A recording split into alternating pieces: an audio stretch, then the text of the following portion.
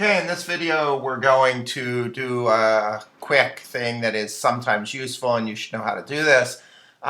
Oftentimes, let's say I was building a string out of these two other strings, right? And I was saying, S3 equals S1 plus, I'm going to put a comma and a space, and then plus S2, right? And I print this out, I'm going to get apple, comma, banana, right? Because I have nice formatted words there.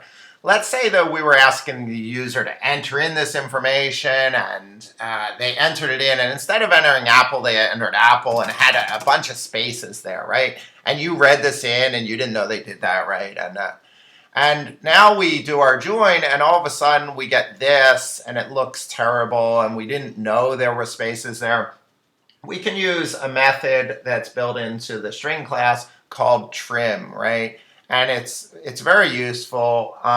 What you do is, if we want to trim a certain string like S1, we just write S1.trim, right?